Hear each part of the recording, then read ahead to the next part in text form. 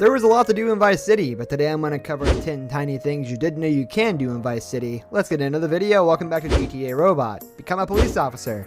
Becoming a police officer in Grand Theft Auto Vice City has its perks. You can walk and detect other police officers and military personnel.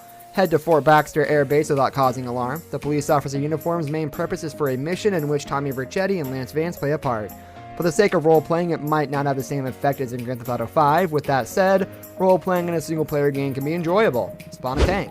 This tiny thing in GTA Vice City is actually quite large. Spawning a Rhino tank, a vehicle that has appeared in several Grand Theft Auto games, offers the player's ultimate protection. Rhino tanks are virtually indestructible. Just make sure you don't collide with another Rhino tank, as it can inflict massive damage. The vehicle is bulletproof, but it isn't fireproof.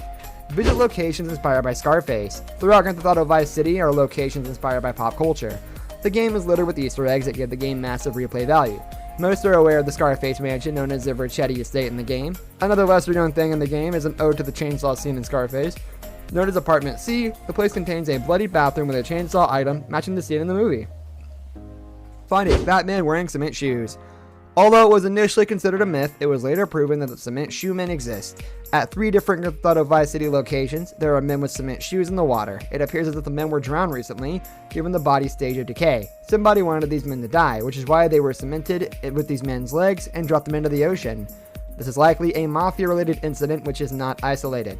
Watch a musical act at night. Referred to as the Village People of Grand Theft Auto Vice City, men, including a police officer and a construction worker, can be seen dancing into the wee hours of the night. It's worth noting that these men only appear during the night hours. You can interact with the dancing members by shooting or striking them with a melee weapon, but it will add to your wanted level rating. The Malibu Club is a location inspired by Scarface, and this performance makes the site even more iconic. Find human organs on display for sale. Something sinister is visible in broad daylight, lest we forget the Vice City Police Department turns a blind eye. This seemingly innocent family butcher store sells beef, poultry, and pork, but it's the human remains that are particularly disturbing. Viewing inside the shop's window, one can see brains, an arm, and an organ. The store's owner owns the Funeraria Romero Funerary, which is where human remains may have come from. Change the size of the moon. In Grand Theft Auto, the moon acts as a natural satellite, but it is far from being the ordinary moon we know in the real world. In Grand Theft Auto Vice City, the moon doesn't orbit the Earth, it stays in a fixed position and appears much larger than the other games. Shooting the moon with a sniper rifle will cause the size of the moon to change, but using other firearms won't change its size. Was this a bug or a part of the game's design? We may never know the truth. Find a poster featuring GTA 3's protagonist Claude. Grand Theft Auto 3 incorporated more realism than its fanciful sequel, Grand Theft Auto Vice City.